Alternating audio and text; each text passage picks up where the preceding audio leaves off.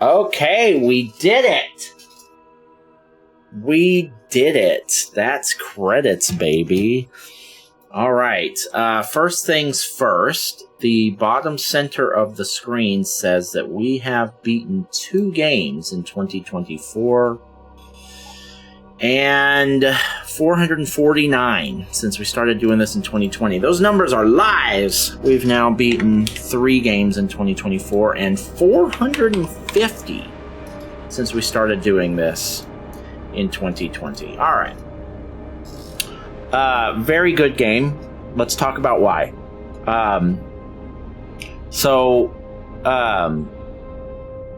I just finished my rankings for the scariest games that I played in 2023 that I beat, and Outlast was number 1.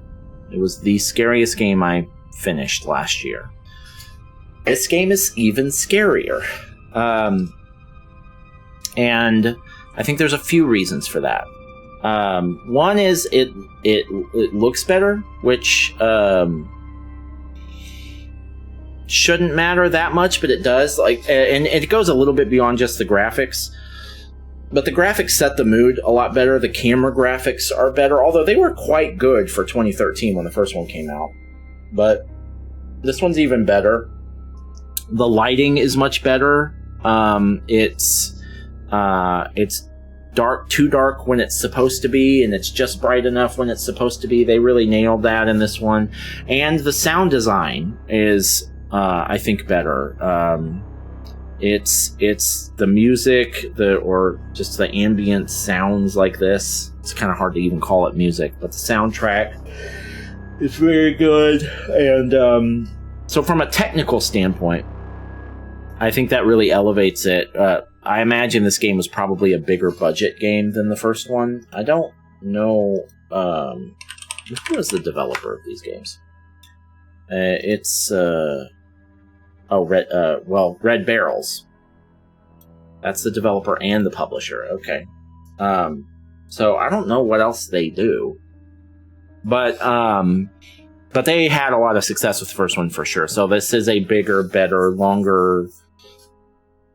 It's so budget-wise, I think that the game just sets the mood very effectively. First one did a good job of that. I think this one does a great job. So that's number 1. Number 2, just talking about reasons why it's scarier.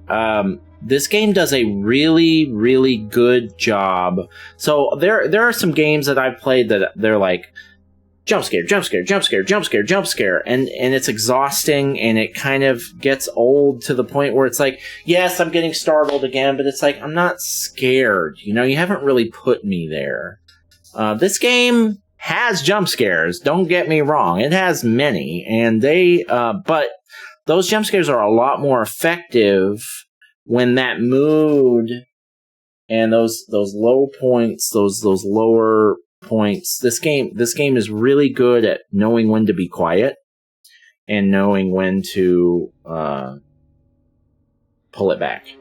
And I've always been a huge horror movie fan and games, but in fact, a long time ago, I decided I was going to play, or I was going to watch every popular movie ever, very similar to what I'm kind of doing now with video games, and but specific to horror movies. And so I watched a lot of horror movies, and what I found watching those is that a lot of what makes the best horror movies really good is knowing when to show restraint.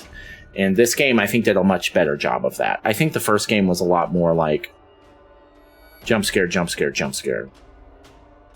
And maybe a few minutes of quiet and then another jump scare. But this game is on another level on that. The third thing is I think the environment is scarier. The first one was an insane asylum, which is scary, but it's also very well-tread road. It's been done a million times. Now, Weird Hillbilly Cult has been done before too, but not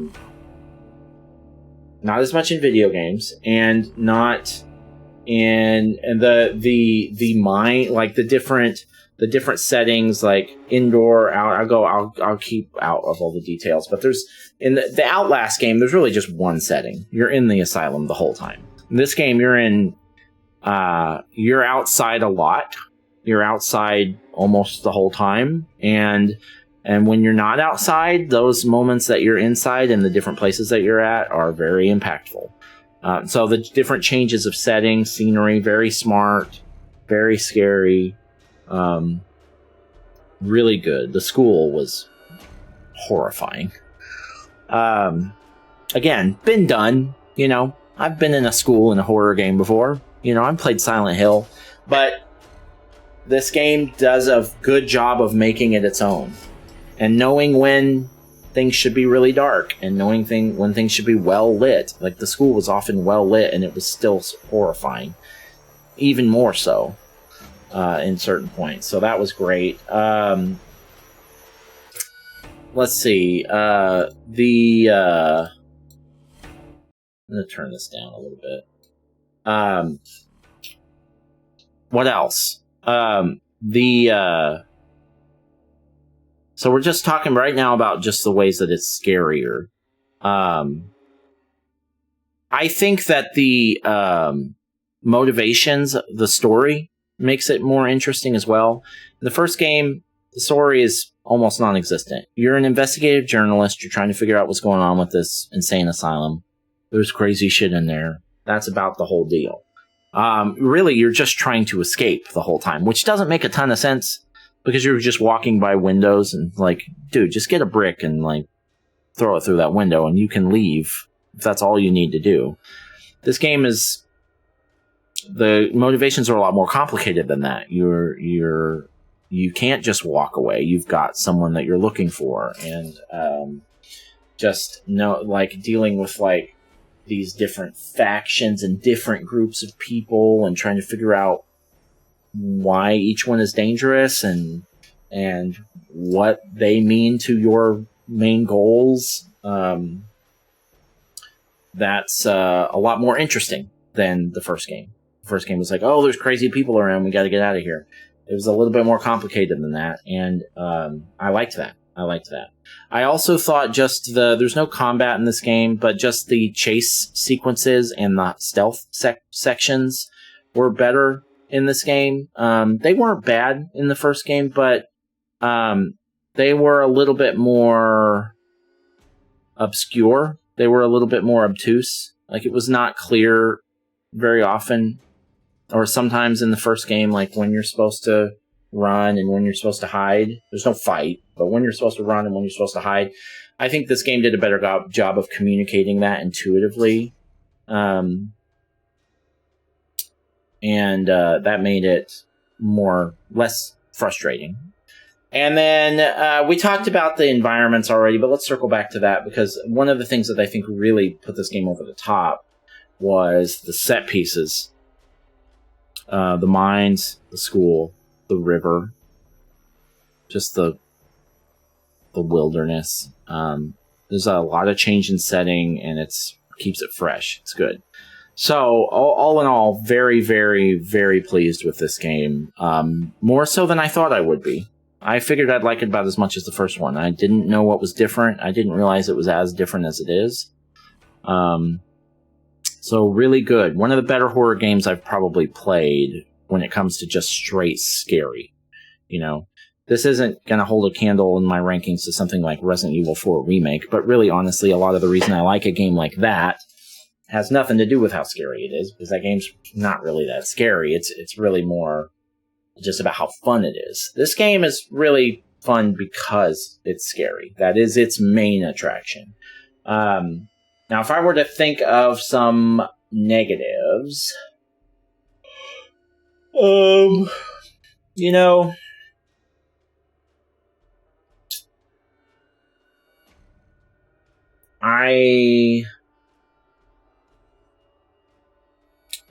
can't really think of any.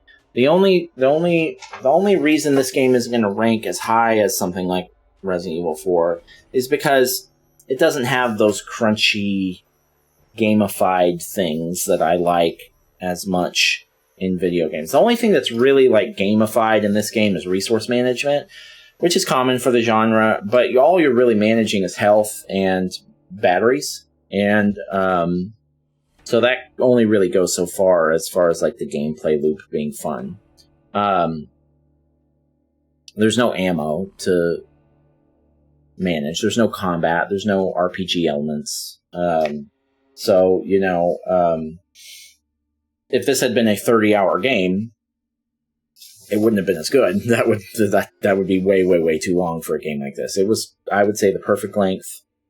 Like I said, the only reason it's not going to rank higher is because it's not as video gamey as some of my favorite games. But when it comes to just straight up horror, I'll have to look on the list. But that's the question. Is this the best just straight up horror game I've played since I started doing this? It's going to be close. I'll have to look at my list, but it's very good. It's very, very good. I can't really think of anything negative.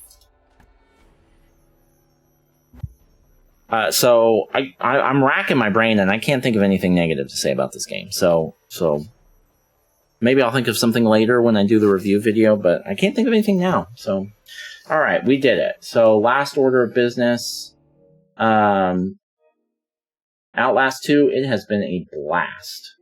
I'm looking forward to Outlast Trials in March. That's why I wanted to play this now. But we are now going to delete you from our console and never play you again. Bye. Good game. Great game.